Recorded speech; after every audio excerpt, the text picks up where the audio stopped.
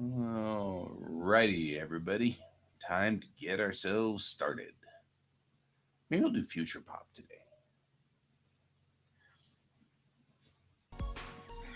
I can't move forward because of your butt, George. Just saying. Yeah, butt. It's a butt George problem.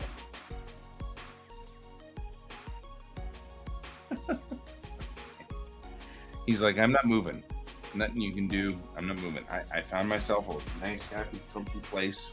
It's right underneath you, so you'll just have to deal with it. Okay, well, that's the thing.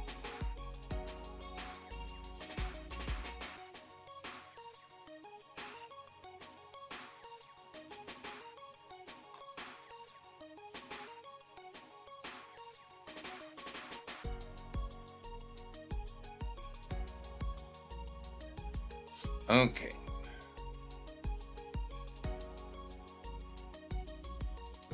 I'm really trying to push to get this done. It still needs a lot of bits of work here at the very end. Like all of this through here is now complete. The first half of this is done.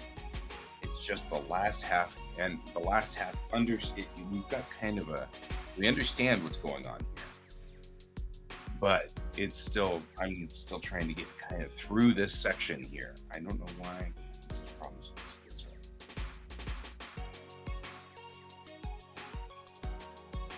I'm not having problems with it. This is actually pretty much the exact same process that I go through every time with a script.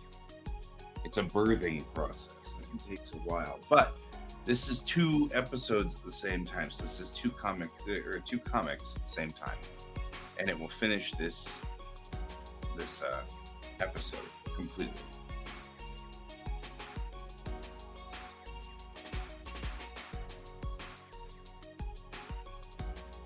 So we've gotten the first half, and then looking over at issue 2. Issue 2 is actually in far better shape too. Like all of this is a little chunky, and it needs one more pass.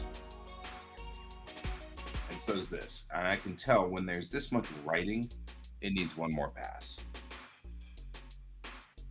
But last night, one of the things that I really came up with that I was proud of was this scene. Oh, thanks. George moved. I can get up here. Let me get closer. Right? So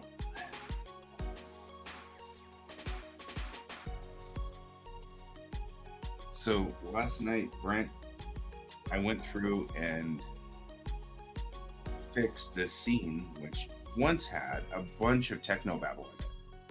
And I just rattled on for a long time. But now it's very personable and accessible. So starts here. We've got rain falling on the ship. There's the captain's quarters. Here's the window of the captain's quarters. In here is the captain sleeping in her bed, except she's not sleeping. Heavy sigh. She sits up. Behind her, you can see her uniform and a bathrobe. She reaches for the uniform, decides against it, and goes to the bathrobe. Yeah, I did. And then here's her walking barefoot through the hallways. She's looking at the floor and entering into the front lounge on deck 5. And in there is Tom. And he goes, "Hey, Skipper, can't sleep?" She walks over to the coffee maker, makes coffee. And then he says, "Coffee, that'll be great for sleep." And she says, "Shush, it's comfort food." Right? And then she sits down and she goes, "It's weird not having to wear a pressure suit. This planet is weird." And she drinks her coffee. He just decides, okay. And so gets back to reading. Right? Continues reading through here. And she goes, "Okay, so hear me out. What if we project a gravity mote inside Moment's star?" And he goes, "You planning on playing a prank?" And she goes, "No, the gravity profile is all screwed up here in Moment because of what happened, right? And he goes, oh. And she goes, yeah. And then he goes, you'd foul the solar system maybe for years. In-space drives would just spin out. And she says, yeah, but those Commonwealth destroyers wouldn't be able to get in. And then he says, yes, so. Of course, we also won't be able to get out. Then there's just a panel where she drinks coffee again. And he goes, wow. She goes, yeah. Right? So that puts an end to that scene. And there, I didn't have to go through all of the double talk. She's just come up with a magical thing about motes and stars or whatever. But the technobabble is one sentence long, or one sentence long.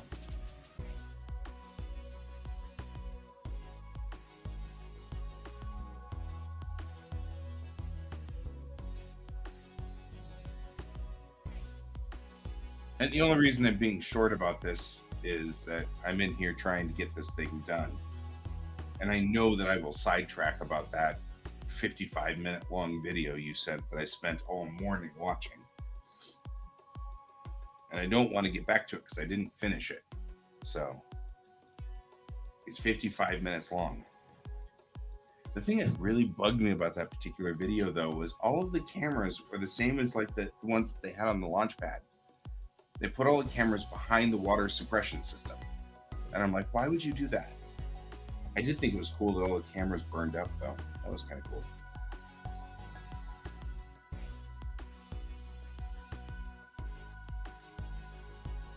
But all of the cameras were like behind the water suppression system. I mean, not all of them, but sure did feel like it.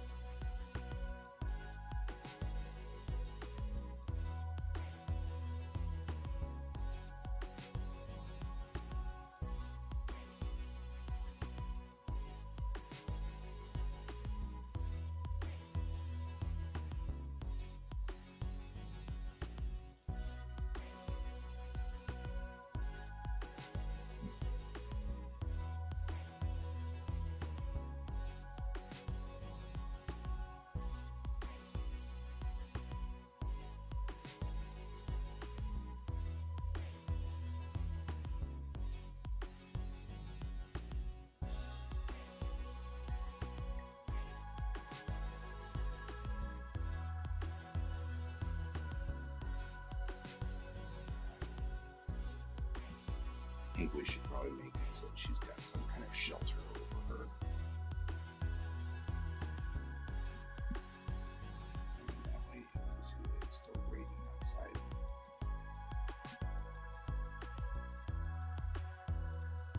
Just not raining where she is.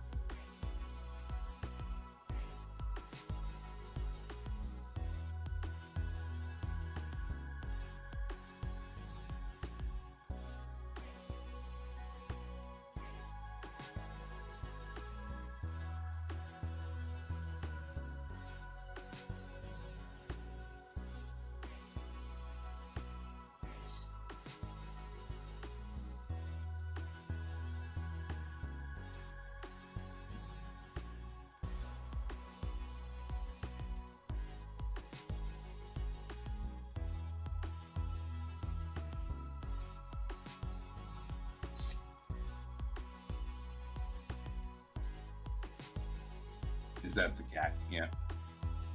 It should look like George. I'm not messing with a black cat.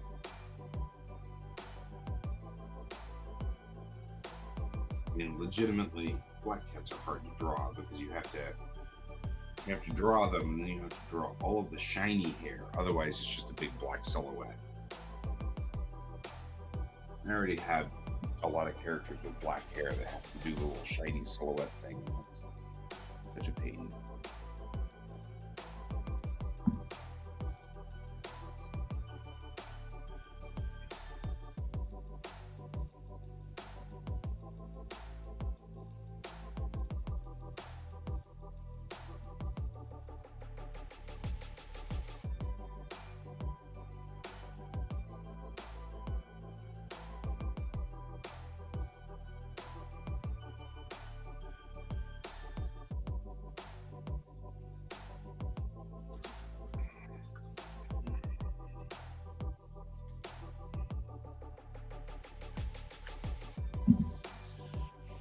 All right.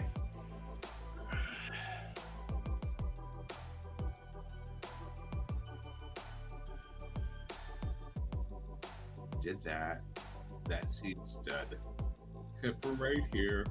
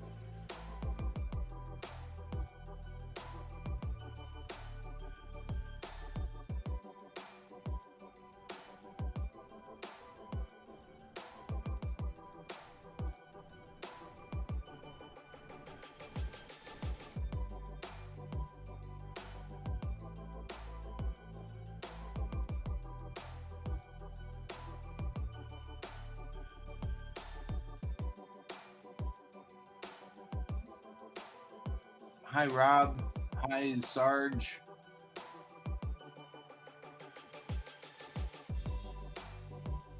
I'm scripting, so it's not as interesting as it could be. Sorry about that.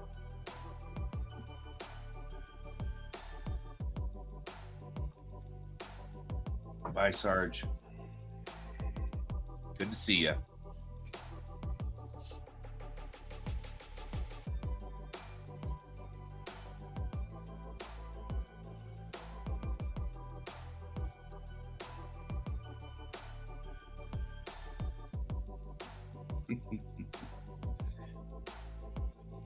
It's I used to listen, or I do listen periodically, to Dan Carlin's Hardcore History podcast, which is a great podcast if you're interested in deep dives into the history, not just, this is what happened, but that's cool. Um, Deep dives into history, and it's one of those things that is fascinating. And I've been listening to his podcast about World War II from the Japanese perspective. Not the Japanese perspective, but rather explaining the Japanese side of World War II. It's really still from the Americans' perspective per se, but one of the things he says is, we have to talk a little bit here about logistics with MacArthur and what he's trying to do to get the army through to this part of the side of the battle, even though it's under Admiral Nimitz's control because it's a Navy battle. And he says this is not the sexy part of the war, of course, because this is all about numbers and trying to get machines into the right place at the right time. And I feel like that whenever I'm writing on the script. This isn't the sexy part of comic book writing. This is the unsexy part. This is the part where I go through and try to figure out what the hell each one of these scenes needs to be, and whether we're hitting an arc that's readable and understandable, and stuff like that. It's the unsexy parts. This is the not sexy part of comic book authoring. But this podcast is this stream is what we call a body doubling stream. So if you are an ADDer or you're on the spectrum in some way, and I am, one of the things that we have discovered is that spectrum-y people work better if you are in a situation where you work with other people. You're supposed to, it's now time, everybody's sitting down to get to work, and it's now time to do our work together. You don't need somebody to watch you. You don't need somebody to, keep reminding you to do work. You just need to sit next to somebody. And we have a compulsion, and we want to sit next to somebody and do work. So that's what this is. This stream is all about that. It's come on in, join me. I'll be here for the next hour and a half, and you can sit down and do your work, and I'll do my work. And if other people join me, sometimes I have other artists on here, and they may join me. Pepper might join in the next hour or two. Pepper might join in the next 20 minutes or so. He tends to do that. And if not the next 20 minutes, he won't be here.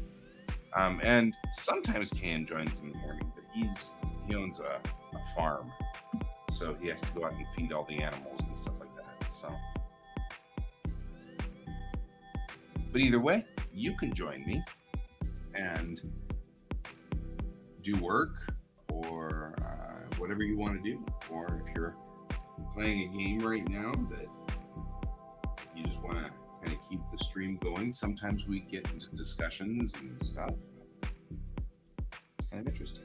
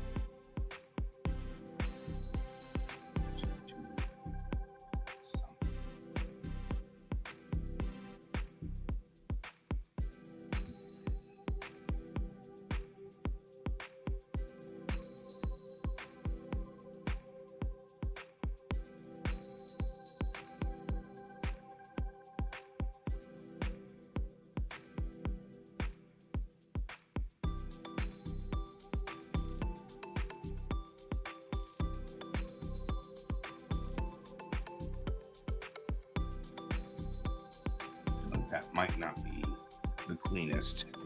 I might have to come back here for it.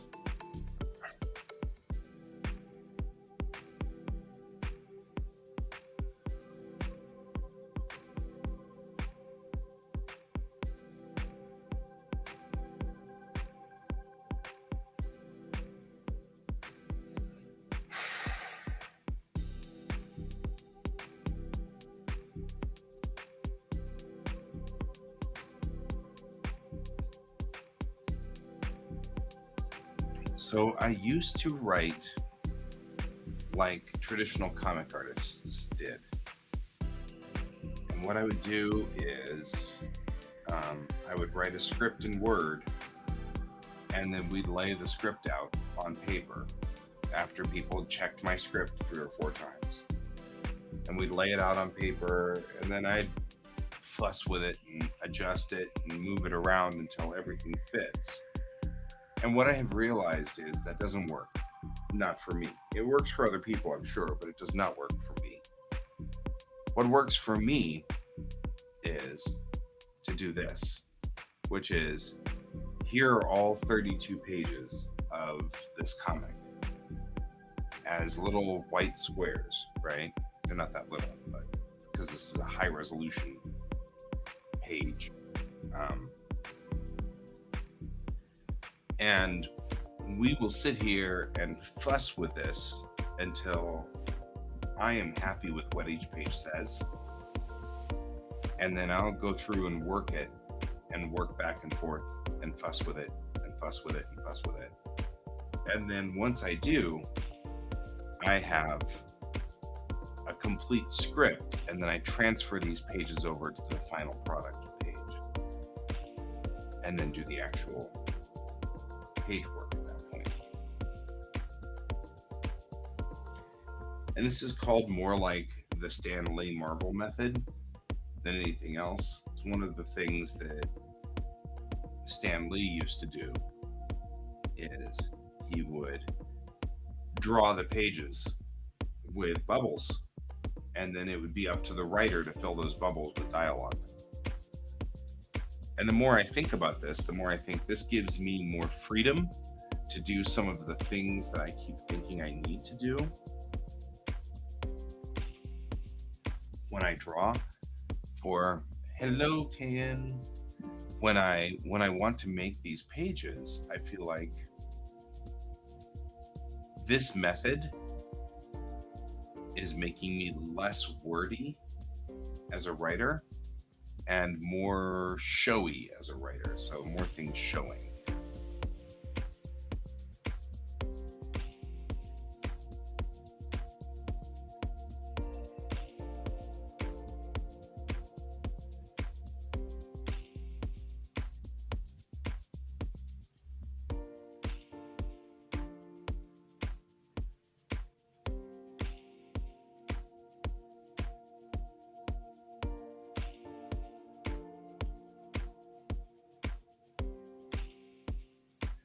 The colors that surround each one of these pages indicate the pulse of the episode, the pulse of the comic. The dark greens are high points. The red is the lowest point.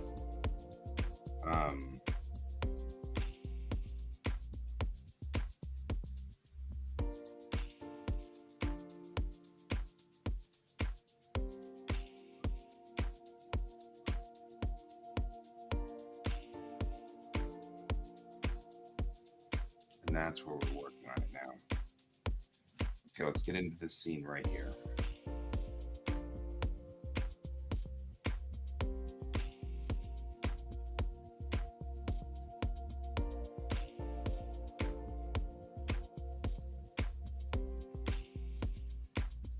The thing about this rewrite is that I have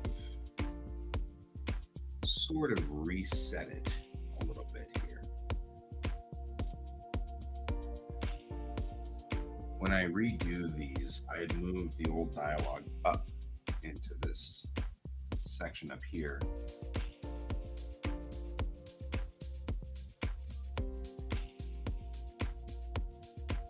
And then that way,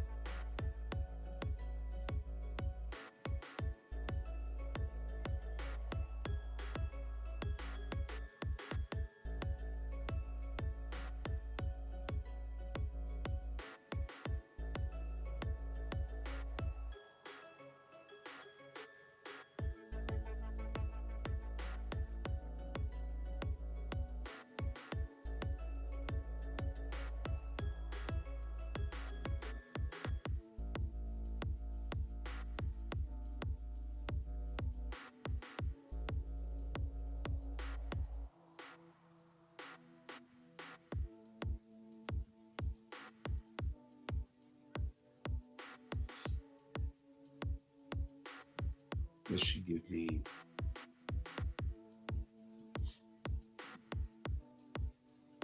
a little bit more room.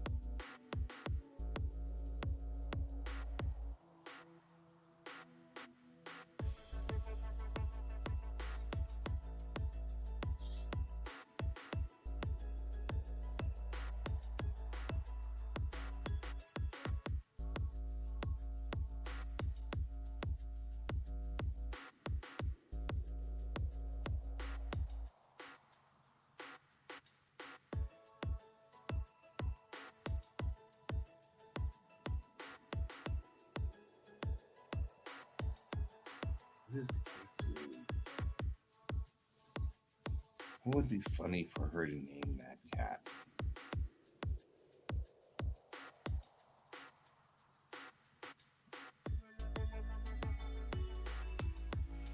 Maybe not Spot, though. Although Spot would be funny.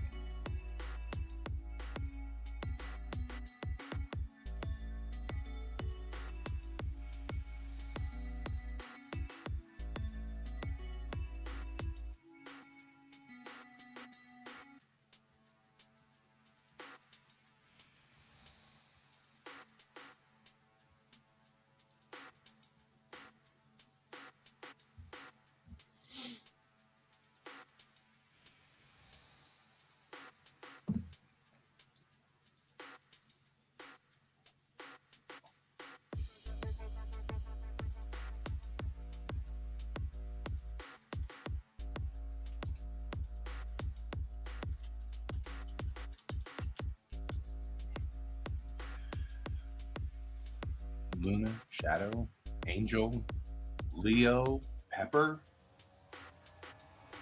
Milo, Bella, Charlie, Felix, Oliver, Oreo, Simba, Raven, Coco, Rocky. Dun dun dun dun dun dun dun dun dun dun dun.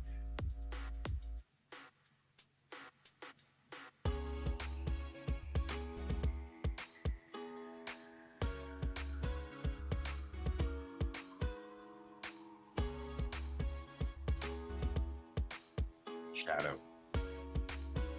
I like Shadow. Except that also means that he has to be black, which is exactly what Fred just said. You should be like George. I'm like, yeah, don't want to do a black cat. Hard to draw a black cat. Max. Maybe Max is a good name. Max.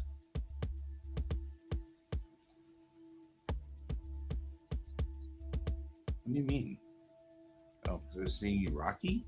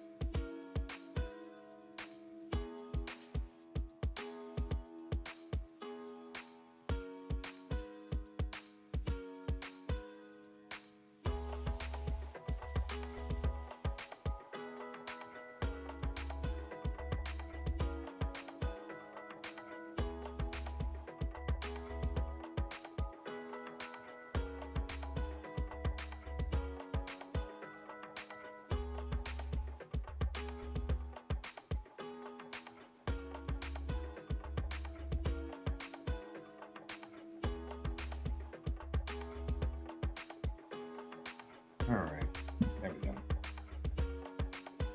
Music is the name of the magic in my story. It's not magic, it's Arthur C. Clarke's magic. As in Arthur C. Clarke's Law version of magic. Any sufficiently advanced technology will be indistinguishable from magic. It's Clarke's Law.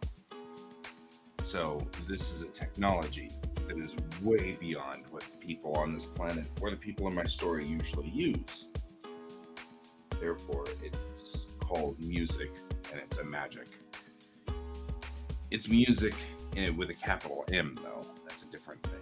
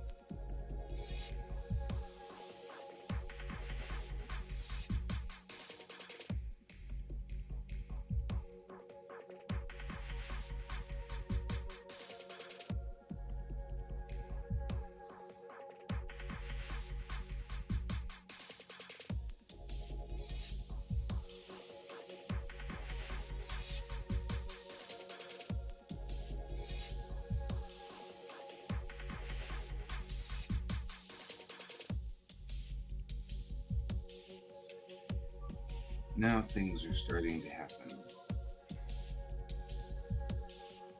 So now we've got thunder. And then she says, no, that ship is preparing to leave. And then things start to glow. I don't know. I'm not exactly sure what Can's talking about. I started singing the Rocky theme for a minute there. I had to think up a name for my cat in this comic. And so I just went and Googled like cool names for a cat. Because she names him this, and she's a 14-year-old girl, so I figured it's not going to be horribly clever. I mean, it's going to be somewhat trite. And so I figured I didn't want to give any kind of name that would actually mean something or have some kind of meaning, because I figured she'd just name him after her cat that she had back at home or whatever.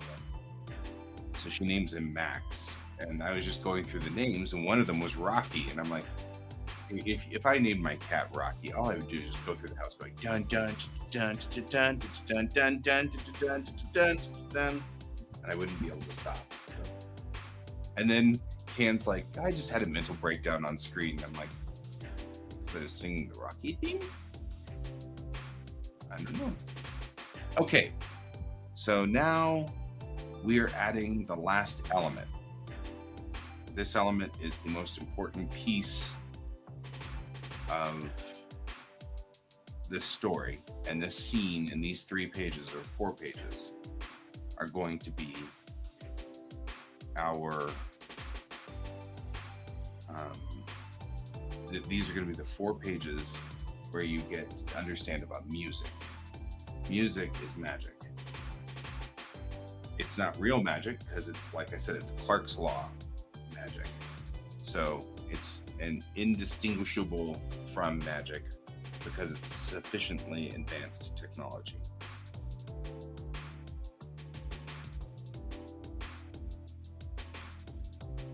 Right? I was about to say, I don't know what Can's talking about there.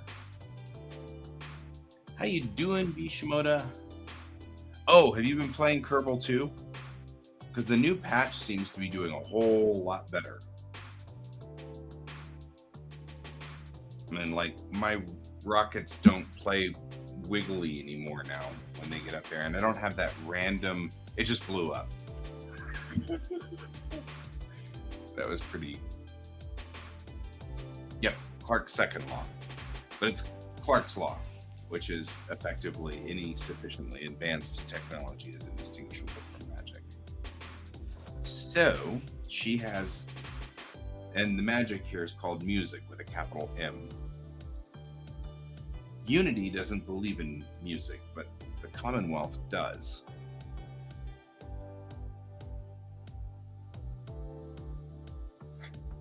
I've noticed that we were lacking like all kinds of great science pieces to stick in my cargo bay. I usually make like cargo bays and then just load them up with every little device I can think of to do all kinds of wonderful science. And I just stick them all into a shuttle bay and then close the doors on it. You know, I'm always excited about that. All right.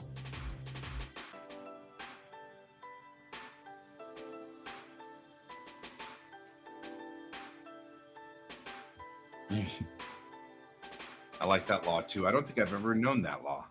I mean, but it's right.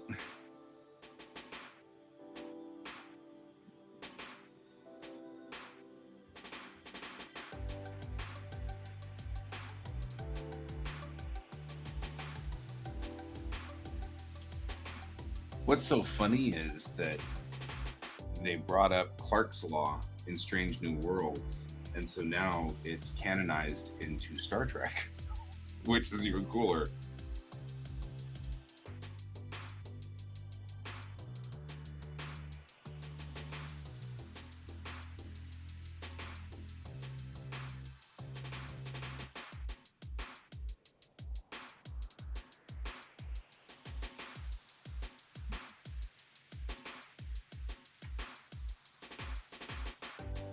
All right.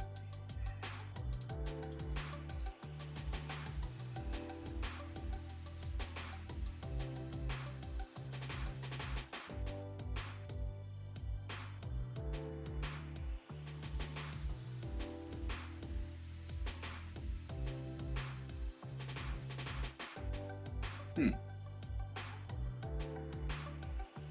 Clark's third law. Huh?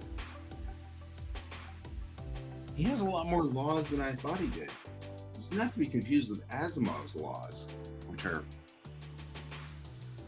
interestingly telling about their era when they came out. The robotics laws.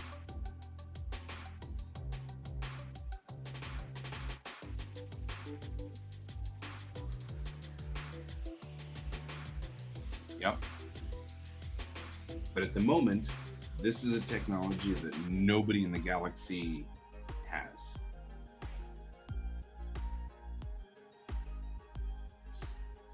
And that quote stands.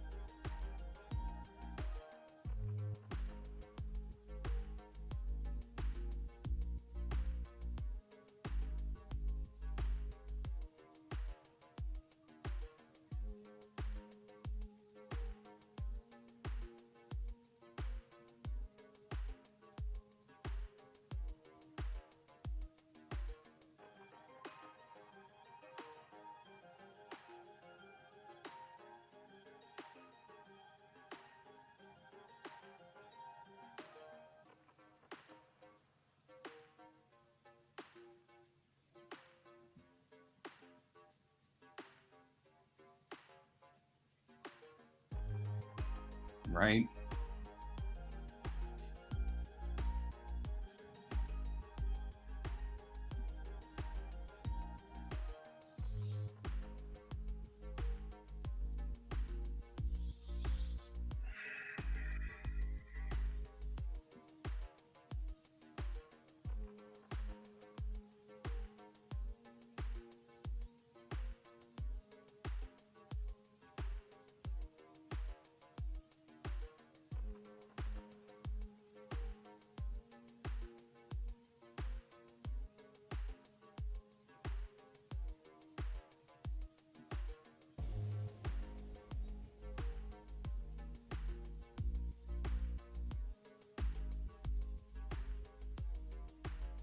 I feel like mess things up isn't the right wording.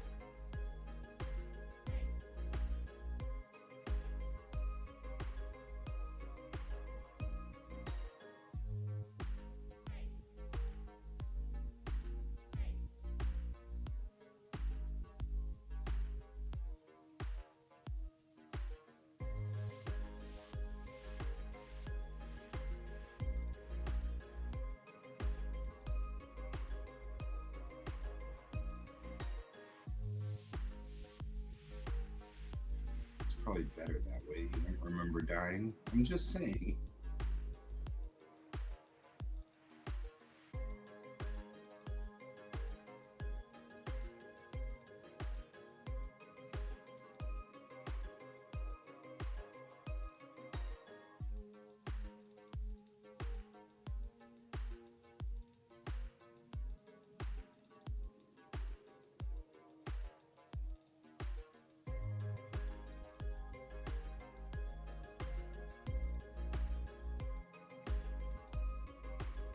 We have a job to do. We have a job to finish. We have a job to finish.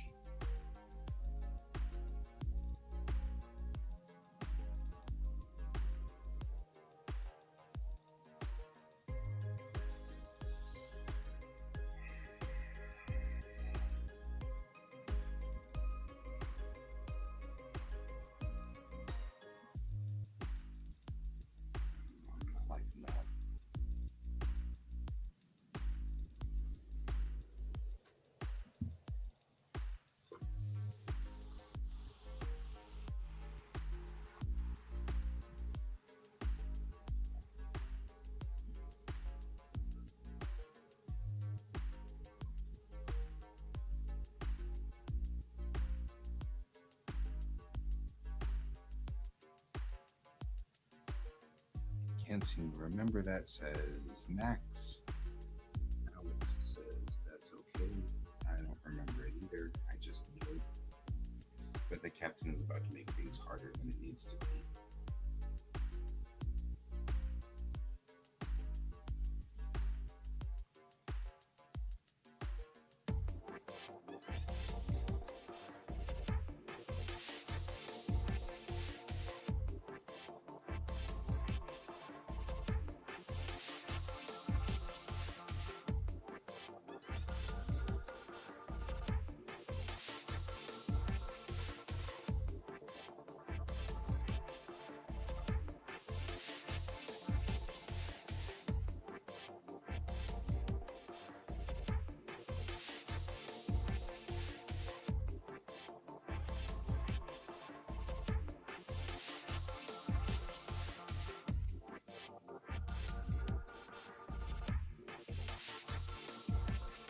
I want to say does something stupid. So it's time for us to get to work before she. It's time for us to get to work. Maybe it's time for us to get to work. Because you already sort of said, here, that captain's about to make things harder than it needs to be. So it's time for us to get to work.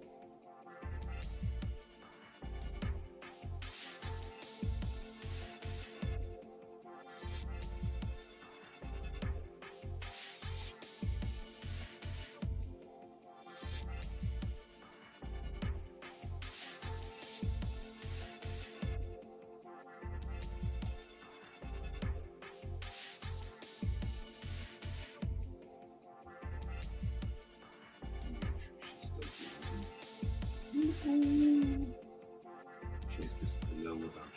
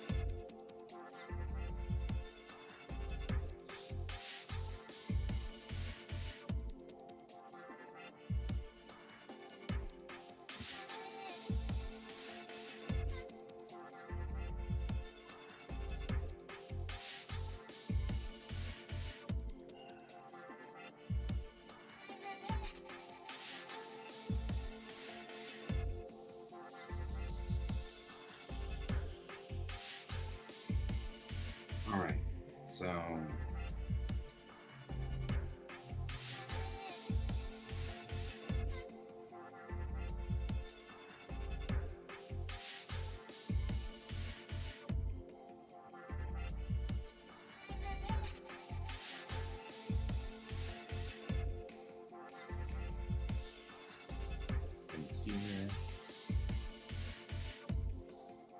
so I'm eating through this scene that we've already designed for.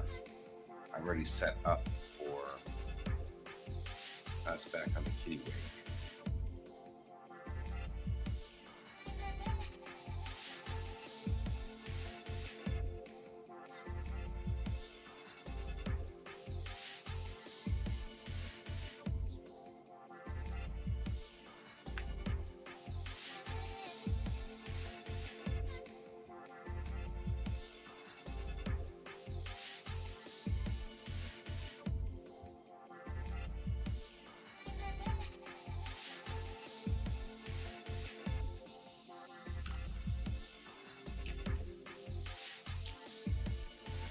feel like there's a part of this plan that's involving her needing to be in a place where nobody else is around.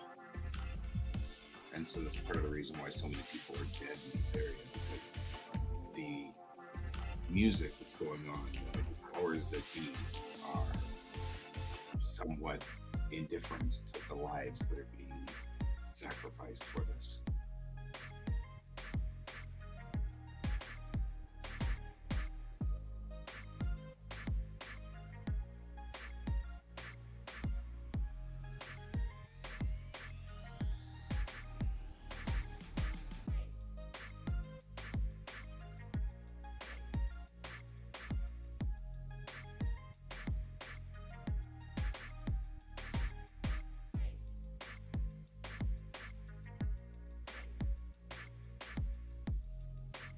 I can't tell whether I want this next line to be from Max or from Alex.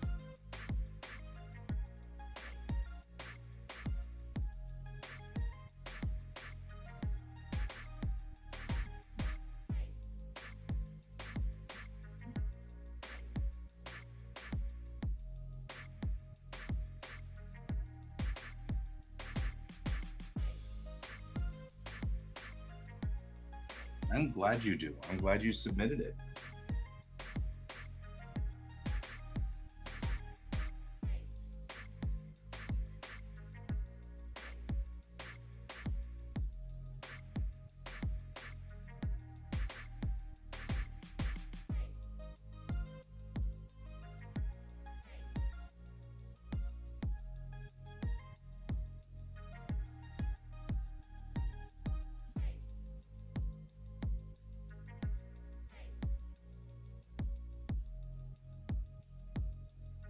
Okay, so I'm locking up on this, which means that this isn't the right time to say the things that I'm thinking should be put on this page.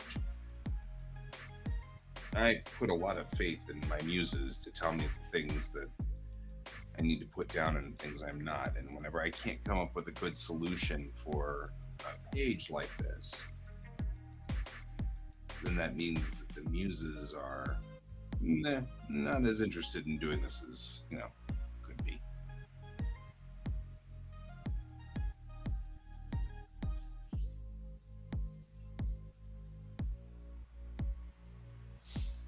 So originally I was going to have her talk about the people who have died. But I don't think it's time for us to discuss the people who have died for this. It doesn't feel right. So we're coming out of this scene, and here's what's happening. We've got Alex on the planet. She's already said a couple of cryptic things prior to this scene, right? So right up here, we see her in the shelter. She's making cheese in the replimat. She's eating the cheese and she's hearing something, and then she goes, I knew you'd show up. This thing makes good cheese. You want some? And then a cat shows up. She tries to offer the cheese to the cat. And then the cat says, how much do you remember? So all of a sudden now we have a change. That cat can talk, right? And then she says, I remember the ship blowing up, an overload, and that you don't like tuna. And he says, I do like tuna, just not the way you made it. So she says, it's been a while, hasn't it? And he goes, yes. She goes, did it work? Sort of. And then he says, did you tell them? And she goes, about me? No. But I think the captain suspects something. She's sharp. I don't think she'd believe me anyway. I wouldn't believe her. This is good cheese. Right? So we're still talking about the cheese from the replimat. And then she says, I can't explain it. It's like a feeling that something big will happen. That captain, I feel she's going to do something. We might have to do something about it. And that's all the cryptic lines there. Then we go into the scene that I was working on last night, where Chang comes down and sits next to Tum and says, so I have this idea. There's nobody alive that they need to rescue at this point. Just Pepper. We just need to rescue Pepper. We just need to rescue Hello. Pepper. Hello. Ta-da. So then we go. It's a little blurry. Oh, okay. It's getting better. I like it. Is that what you're working on today? Yeah. I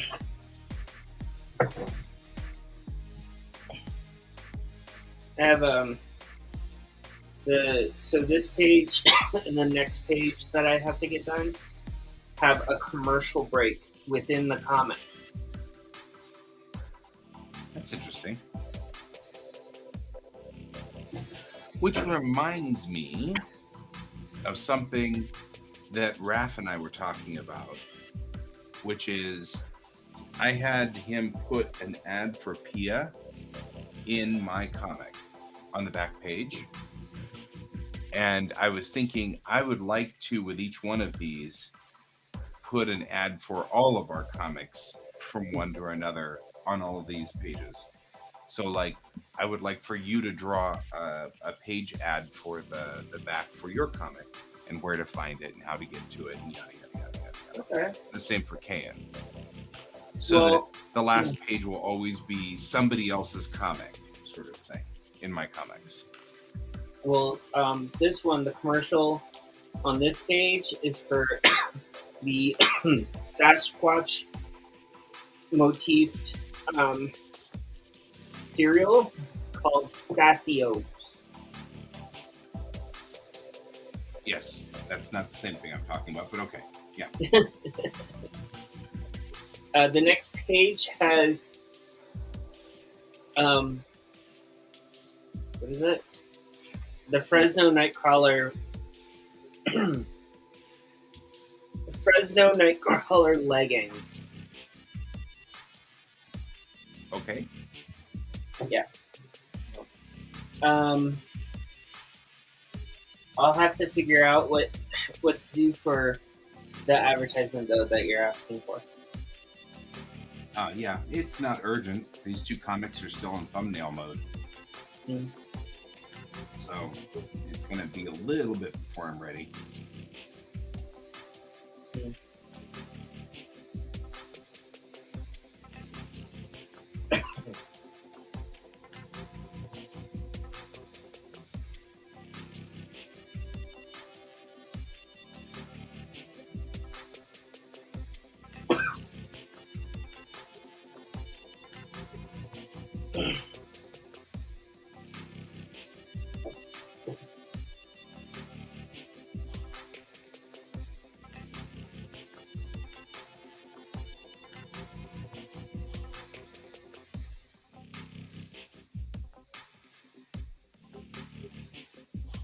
So, how's your snow going? Yeah, right? It's like really wet and not snow-like. Very weird. Yeah, those boards are amazing. I love your boards whenever you do those work pieces. Those are great.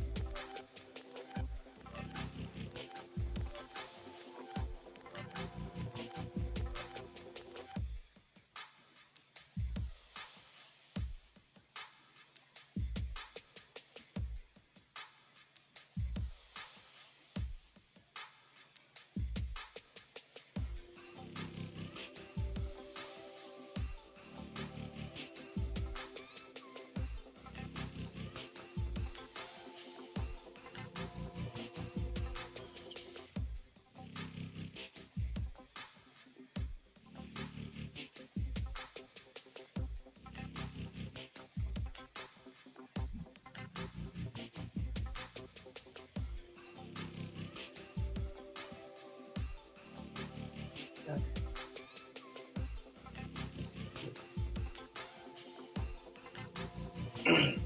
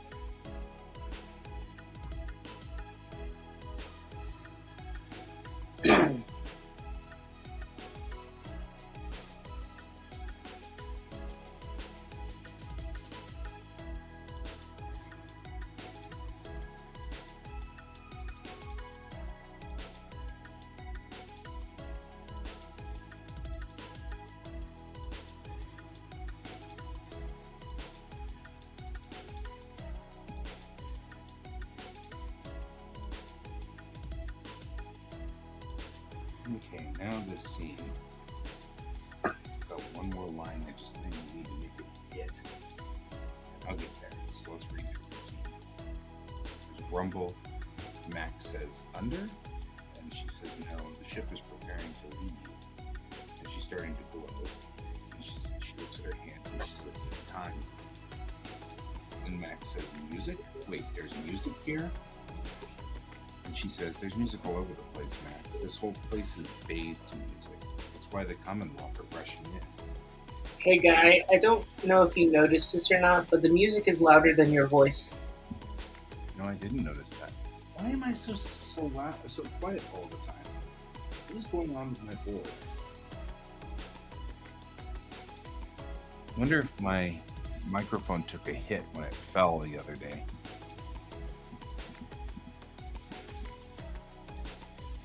Pretty much got this thing turned all the way up, and the game is turned all the way up. Can you hear me better now? Yeah, I can hear you better. I'll blame George. It's George's fault. We'll blame George. There we go. Turn the gain all the way up. That should help us a little bit. Hi, George. I'm glad you came in here to just say hi just now. That was weird. You were like, I blame George, and then George rubs up against my foot. I'm like, that was weird timing on your part, Cat. Very weird timing. Okay. So, back to the beginning here. There's a rumble, and then Max, the cat, says thunder. And Alex turns and says, no, that ship is preparing to leave. And then her hand is starting to glow. And she looks at her hand and says, it's time. Max looks at her hand and says, music? Wait, there's music here? And she says, there's music all over the place, Max. This whole planet, that should be planet. This whole planet is bathed in music.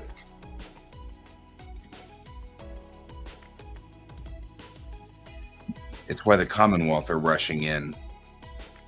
And then she kneels down and says, Max, you and I were dead. We were killed.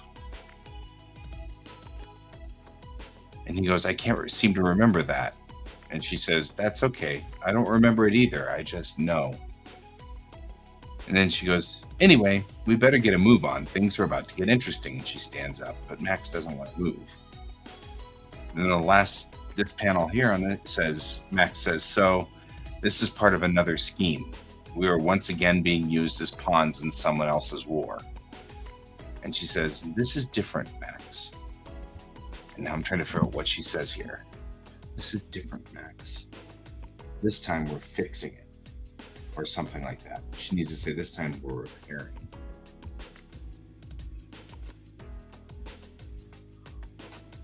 This time.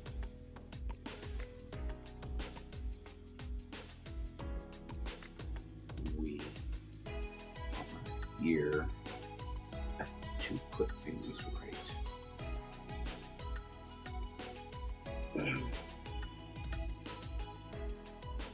There we go. That's the way that should end.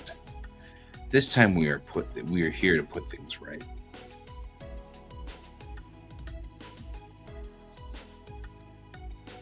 Maybe she needs to say last time we broke things.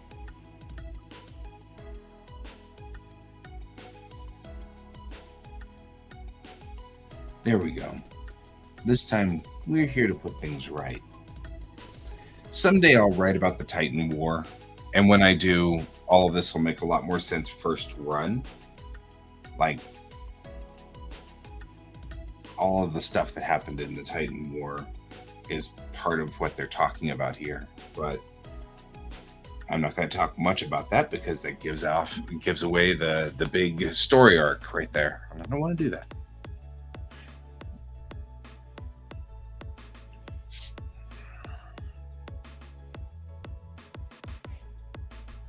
Well, you don't want to give away too much of your story. Right?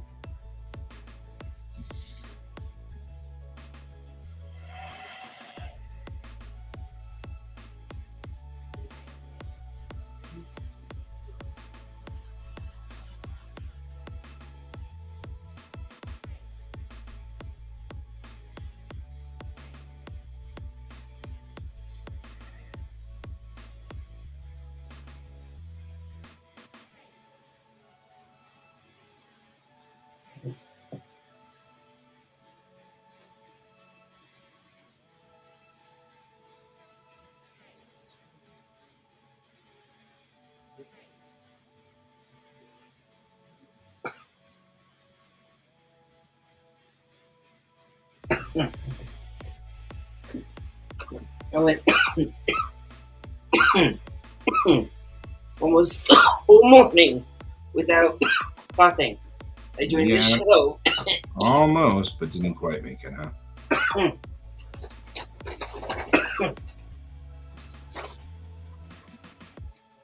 Problem is, I went outside this morning. Yeah.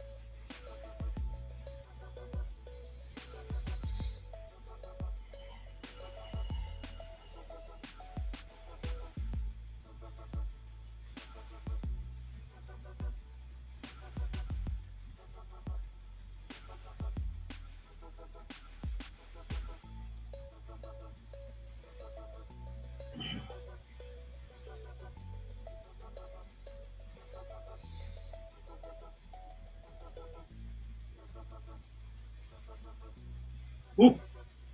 Ooh.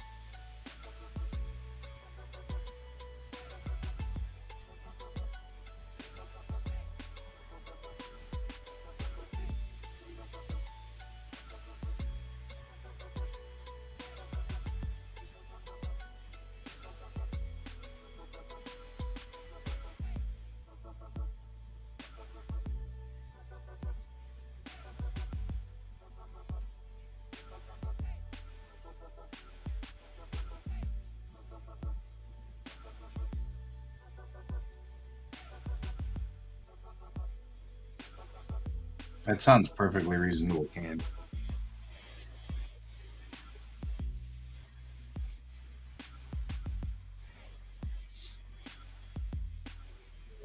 Go.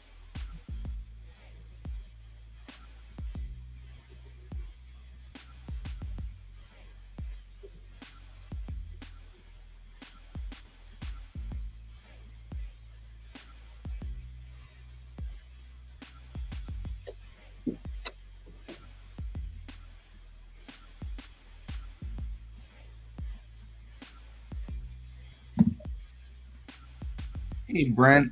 Ooh, I wrote too much. Now my hand's getting all spazzy.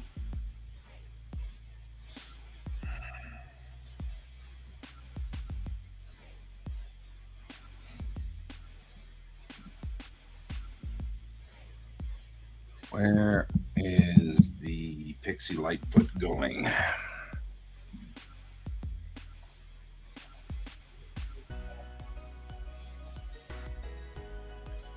Let's see. I wrote too much. Let's take a shot away. Where is the Pixie Lightfoot going?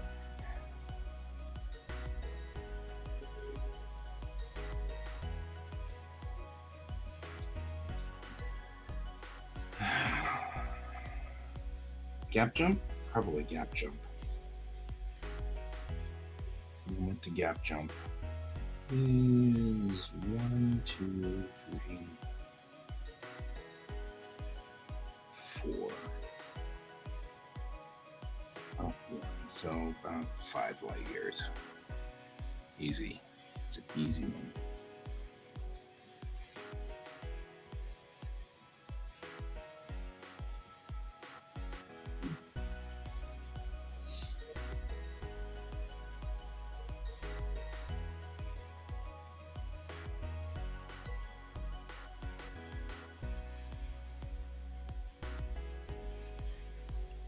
Maybe not the wake.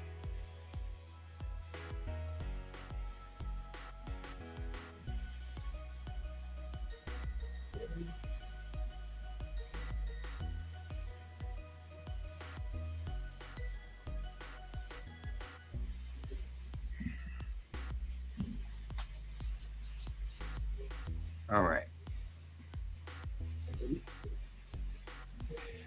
So we've got the kitty wake powering up, and then somebody says chamber pressure is green, so we're ready to lift off.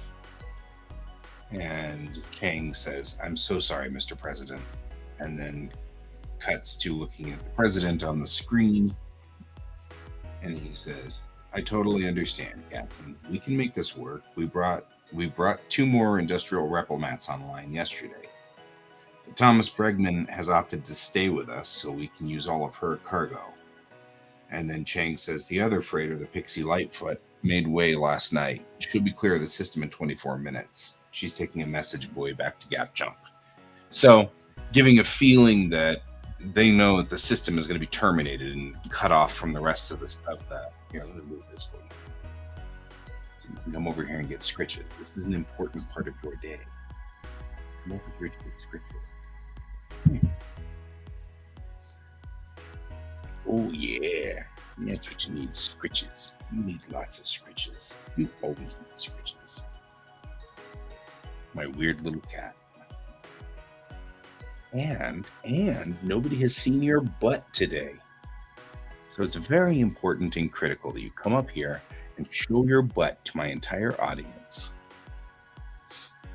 Nobody's seen your butt yet. There we go. Not today. We have to keep up our only paws, don't we? Yeah, we do. Well, how else is he supposed to afford his rent? Right? This is how you make rent here. In your only paws. You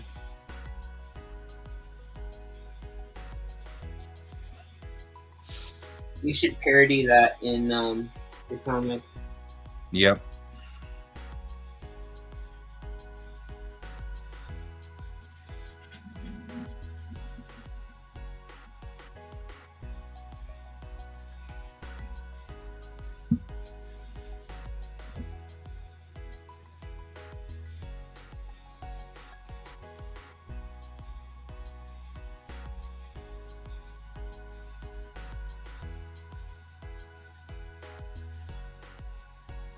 I feel like the other freighter,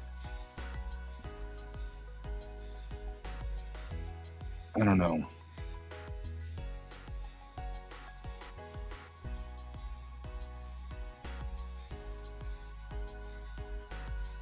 Feel like I'm trying to not make it sound. One thing that always irritates me about stories is when they put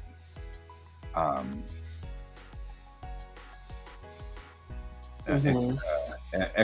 exposition in Mhm. dialogue that doesn't, you know, it always sounds so weird whenever it's like, Pepper, you know that you and I are both artists, and so we must use this paint to fix this problem. You know what I mean? Like, like we wouldn't say that. That sounds so strange. You know, since you and I are both artists, you know that we both use pencils, right? It's such a strange thing to say. So I Well, feel like if they're talking about the three space-worthy ships that we've already been talking about for like 5 or 6 days that are in the system, there are only three ships in the system that are space-worthy: yeah. 2 freighters and the Kittiwake. So what I really need to do is somewhere along the line mention them as freighters in some other part of the story where they kind of introduce them so that she doesn't have to say the other freighter, the Pixie Lightfoot, you know, because you can just say, um, right. I think she could probably get away with just saying, you know, the captain or the president says the Thomas Bregman has opted to stay with us so we can use all of her cargo. And then it should be come back to the captain and she says the Pixie Lightfoot made way last night. Should be clear of the system in 24 minutes. And that should be enough to tell you that we're talking about the 2 freighters. Uh-huh. I think. So I'm gonna put you down so I can finish this thing. I know you want to hang out with me. I know you want scritches. It's the way it goes.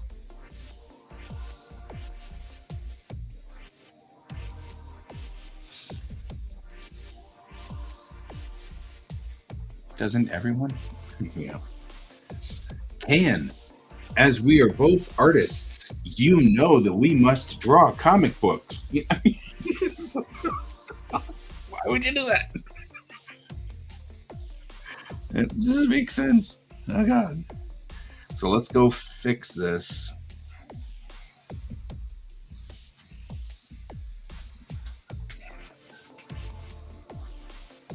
Somewhere else, probably in the other episode.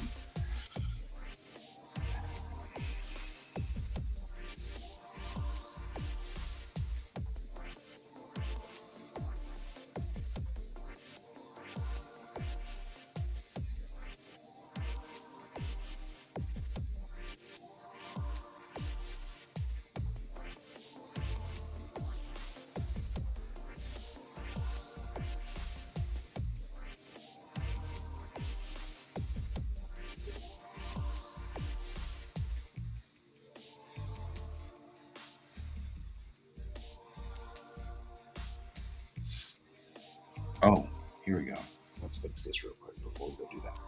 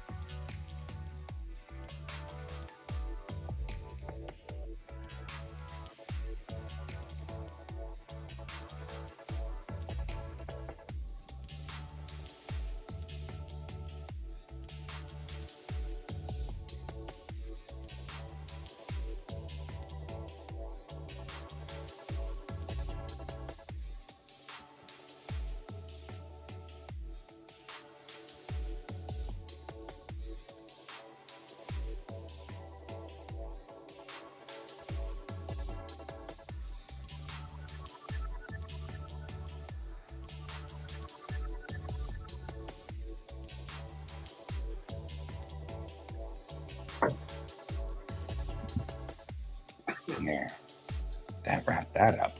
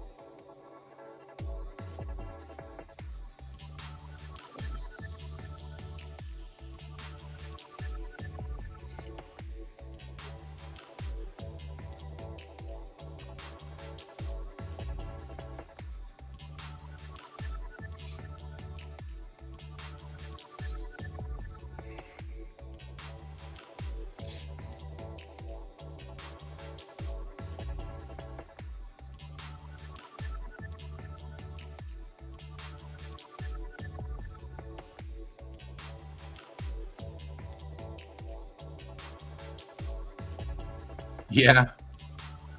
It's because Florida is not making their lives easy. And Disney is What's up? going to war with them. Brent's talking about the fact that they're going to shut down the Galaxy Star Cruiser Hotel in Florida at the end of September. Disney? Yep. Because DeSantis keeps trying to do all of these weird things. And I don't know. It seems a tactically bad move, and I'm not sure what he's doing. Because he's intentionally pissing off Disney, which is one of Florida's like biggest money makers. Well, if he closes down Disney World, I assure you there will be residents leaving because a lot of people love their Disney discount. Yes.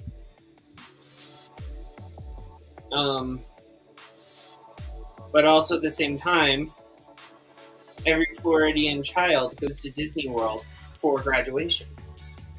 Yes. And it's like a traditional thing there. It's such a big joke that the rest of the nation makes that joke now. Yeah. You know, Pepper, you've just graduated college. Where are you going next? I mean, like, it's now nationwide. We all make that joke. Yeah. You know? By weird, you mean genocide? Wait, what are you talking about, David? Where are you? Are you talking about my story? Or are you talking about the DeSantis problem? Because DeSantis is definitely weird. Well, the other thing that a lot of people are doing is they're also blowing a lot of the policies and stuff that he's passing. That they find one part of it and they blow it out of proportion. Yeah, that's normal. I'm noticing that happens a lot. Right now, I think the big one is the voting thing that he just passed. Which I don't know the full details on, but apparently Florida has had the worst track record when it comes to voting. Yeah. Folks, I just want to say, like, I live there. That's where I voted first. Right. And, like, so, I mean, there's really, but Disney closing down parts of their park or their hotels and stuff like that, I'm gonna say right now, they do that frequently on a normal basis. Right. That may not have anything to do with it. So yeah, like they do that when it's a lull in the season or something like that.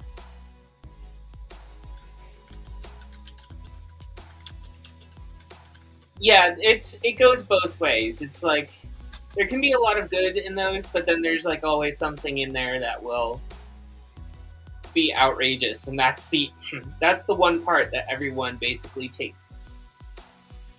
That's the one thing that everyone focuses on. Wow.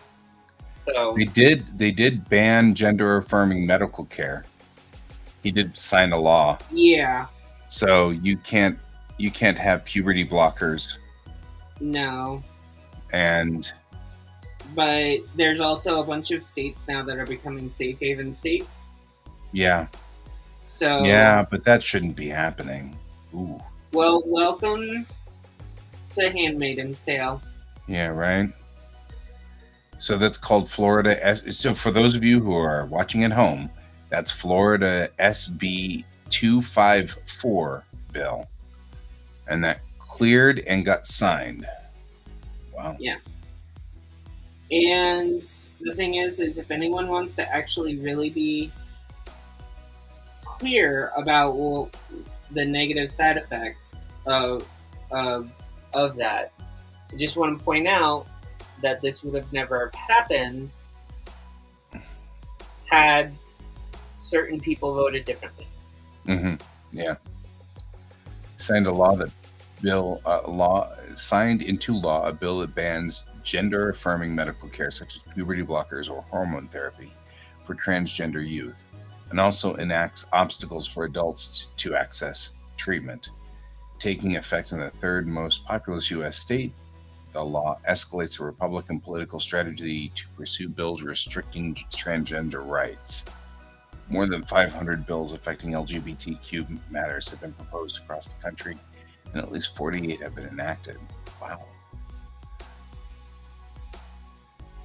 Such bills were once mostly limited to regulating changing rooms in women's sports, but have expanded to limiting healthcare access even for transgender adults. In some cases, legislation has sought to charge parents and doctors with child abuse if they provide treatment to transgender youth. This will, quote, this will permanently outlaw the mutilation of minors, end quote, DeSantis said in the bill signing. I would like to point out that gender affirming, as far as top and bottom surgeries for transgender people in the state of Florida prior to this, could not be done before they were 18 anyway. This was an unnecessary law. Right. All it's really doing, not allowing bottom and top surgeries for children pretty much across the United States. They have to be legal adults. Yeah. It's like tattoos. Yeah. Although tattoos, I guess, are starting to creep down into... This is fear-mongering. Yep. This will probably... and I mean, they're trying to push through other issues. Well, here it is. Here's him, because what you just said is true. And here's the fear-mongering. I mean, they're trying to do sex change operations on minor. This is a quote. Giving them puberty blockers and doing things that are irreversible to them, the Republican governor said. Surgery for minors is exceedingly rare and only occurs after extensive monitoring by multiple medical professionals, says Routers. A group of parents of transgender children immediately challenged the law, filing an emergency request in federal court to block its implementation.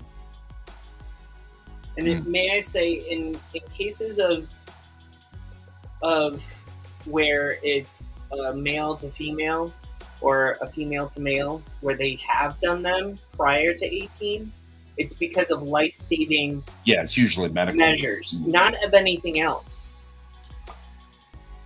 Which makes sense. Even if my child were to, and I'm particularly liberal, even if my child were to suddenly come up to me and say, I think I'm really a female, I wouldn't just rush him down to the hospital and have him sex change. You know what I mean? Like, there would be a lot of talk. We'd go for a few years discussing it, making sure that, you know what I mean? Like, it's not like I just like, oh, you want to be a girl? That's fine. You know, like, it would take some work. There would be discussions. We'd have to go through talking about it. You know what I mean? Like, it's not just something you just drop. I need to finish what I was doing before I forget, because I'm going to forget. Because I just named these two freighters. Yeah. And if I don't write it down in the stupid notes on issue 2. I won't talk about it.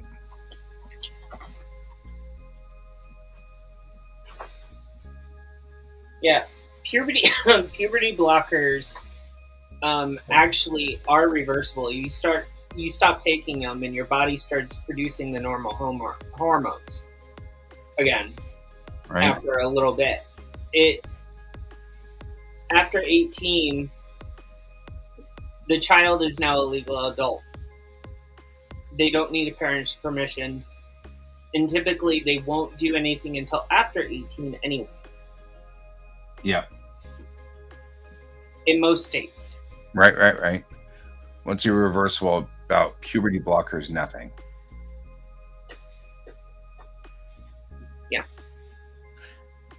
Okay, I have a mechanics question that has no... I'm not saying anything political here. I'm actually horribly curious. If I were to give my son puberty blockers right now and waited until 18, would he still be this little fluffy guy that's like 4'9" and whatever at 18? Does that stop him from growing? No, it doesn't stop them from growing. They still grow tall. They still grow whatever they're going. But they would but he would just be like a 6 foot tall child, effectively, in body and shape. No body hair or anything. He won't have body. Well, no, body hair still occurs. Okay. Body hair will still his voice occurs. Change? The voice may not change. Basically, okay. What will happen is it stops certain points of puberty. Yeah. They secondary. Oh, okay. Yeah, okay. Fascinating. Basically, they look androgynous. Yeah, I would figure that'd be pretty much what it would be. Yeah. I mean, because right now he hasn't hit puberty yet anyway, and he still looks kind of androgynous. You can't tell whether he's a he or a she. It's only his mannerisms that make you kind of read in that he's male, which makes some sense. Yeah. But even his mannerisms are somewhat ambiguous, which is typical for prepubescent people. I was just curious. I was like, wonder what that means, Yeah. There's also, there's another part of puberty that people don't actually understand, is when you start smelling. Your body starts smelling. Yep. His body's starting to smell, and he likes to stick his feet on us, and we have issues now. We have lots of discussions about, no, don't put your feet on me, weirdo. Everybody's a weirdo in this household, just so you know. That's not a specific term for him. Yeah. The thing is you don't... Once you actually... The process in Florida when I was before everything, from my understanding was... Yeah. Right? Yeah. I do not consent to smell your feet. The process in Florida, from my understanding, is for a good long time, you had to live your life as the opposite gender before a doctor would even consent to any type of surgery. Right. Now, the sooner, when you're a child, like you were just saying, you just let them just wear whatever they want. They'll be perceived however that it is if they're young enough. Yeah, I mean, the only time that you really have to worry about it is puberty. Well, and I mean, one of Kai's friends was claiming to be a girl for a while, and then spent like half of 6th grade being androgynous, and now is back to being a boy. So it is clear that given latitude, they will poke and prod. You know what I mean? Like move around in that space. And I think that freaks people who, have a structured universe in their mind, it messes with their structured universe. Right. But I mean, kids poke and prod about everything, you know. And when they're teenagers, they spend a lot of time trying to decide what they are. I mean, even if you're not, I mean, sex aside, when I was a teenager, you know, I was doing the, do I like anime? Am I an anime fan or am I a Trekkie? I mean, as in, like, where do I identify, if you will? There's all kinds of things you're trying to identify. Not, you know, sex notwithstanding. So it's one of those things. It's kind of like it's like the other things that they're into. Why are you quantifying this? This sounds like something that's this is between parents and kids and, you know, doctors, and this shouldn't be a state issue at all. It's you're messing with, you know, it's the, you know, it feels like it's the state will now tell you to be this way, which is just going to make those kids decide to not be this way. You know? Well, it's like the Florida teacher that just got in trouble for showing Strange World from Disney. Right. And the only problem is there's an LGBTQ youth character in it, which goes against some of the legislation that's already been passed. Right. Here's the deal. It's not in your face. If anyone's watched this movie, it's not in your face. It's just, it's a blip in the story. It's not the main focus of the story. Right. The main focus of the story is a family unit coming back together. Yep. I don't see a problem in it. I don't either. Well, I mean, I've never seen a problem because none of this offends me in any way. I mean, so, you know, I can't,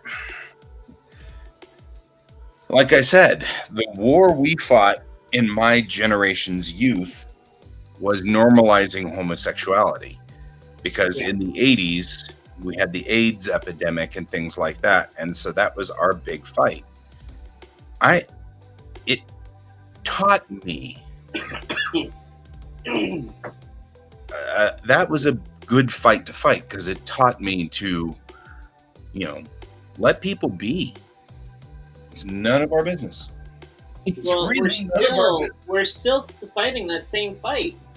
We are still fighting that fight, but what I'm trying to say is, like, it's still the same fight. It's just different characters. Yeah, it's still the same. Yes, I'm not disagreeing. But what I'm saying is that taught me, I had to open up and learn what that meant.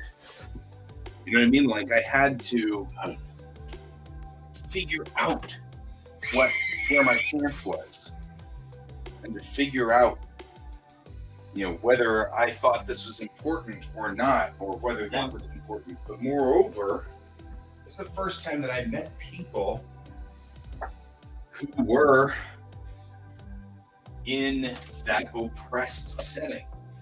I didn't know. You know, I'd never experienced it before.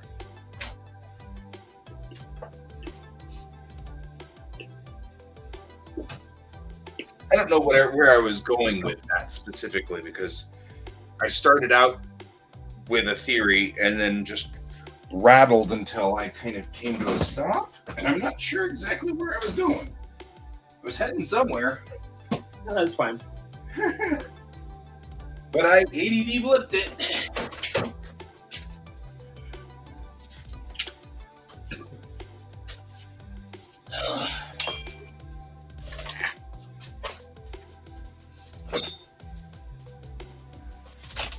Okay. Let's see if I can do this.